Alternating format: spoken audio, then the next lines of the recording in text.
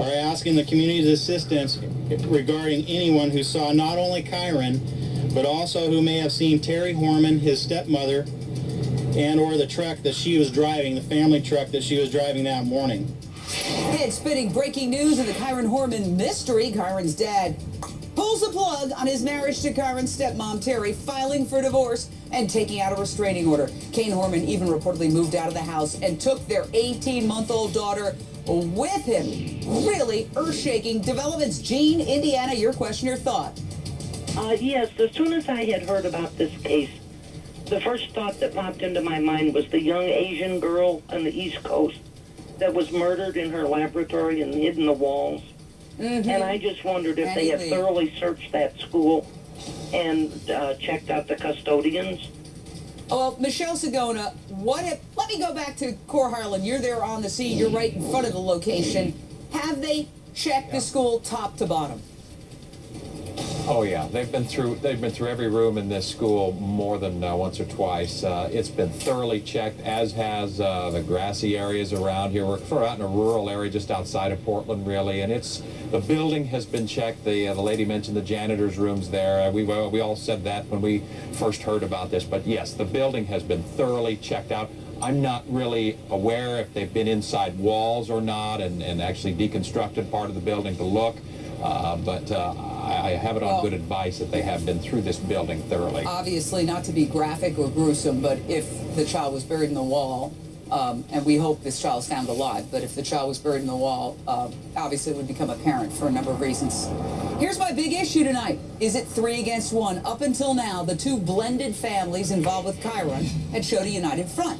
But a new statement from the family does not include Terry Horman's name. Quote, any actions taken by the investigation or by us are based on the best interests of Kyron and Kiara, that's the 18-month-old daughter, and comply with the law. Beyond this, we have no comment on the matter. Signed, Desiree, Tony, and Kane. Desiree is Kyron's biological mom. Tony's her husband. Kane is her ex-husband, Kyron's biological dad, who just filed for divorce from Terry. Keeping up with all this, it's complicated. Dr. Dale Archer, what do you make of this exclusion of Terry in this statement? And then right on the heels of that, the filing of the divorce documents and the getting a restraining order. Well, first of all, it's shocking. Absolutely shocking, because typically when you lose a child, families come together and support each other. And for a divorce to be filed, the only conclusion I can come to is that in the husband's mind, he must suspect himself that she somehow had something to do with this. I cannot come up with any other logical explanation for excluding her from the family and for him to divorce her and to file a restraining order. That just is not typical behavior in any way, shape, or form in this type of case. Okay, I find this fascinating. Terry has a 16-year-old son from her first marriage, but the statement of those three individuals is, quote, any action taken by the investigation or by us are based on the best interests of Kyron and Kiara and comply with the law. Nowhere is it mentioned anything about this 16-year-old son, James.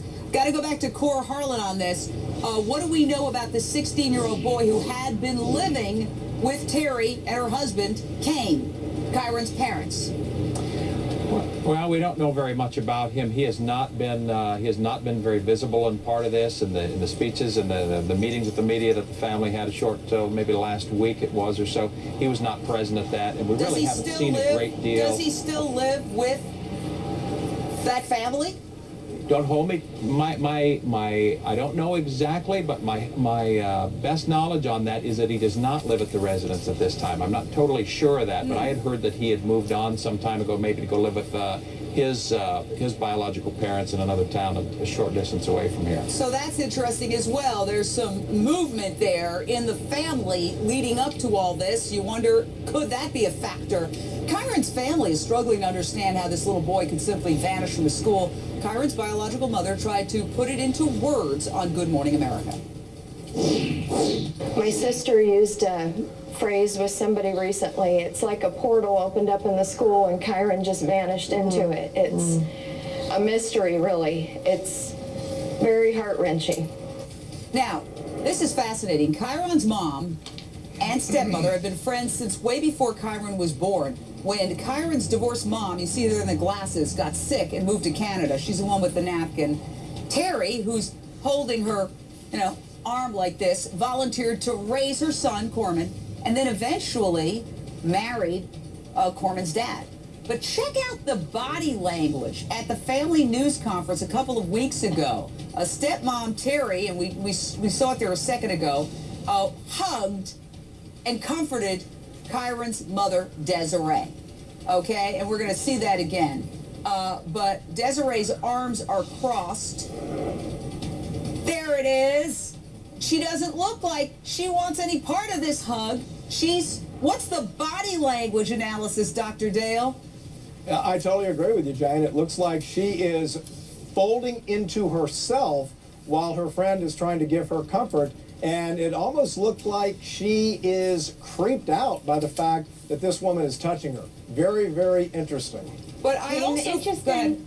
Just one thing I wanted to tell you. Early on there was a report from the police that they were not warning the public. They were saying, we don't think it's a stranger. And so that's why now the family dynamics play such an important role. That's what they're investigating now. And that's some of the information that might have come forward that allowed this man to go into court, get a divorce, file for divorce, and then get a restraining order. Right now, because they don't think it's a random stranger, the only people to focus in on is the family, and that's the investigation that's going on now. Yeah, but typically families can go through tremendous hardship. When they lose a child, they right on the other side, we're going to get to you more on Kyron's disappearance in a moment.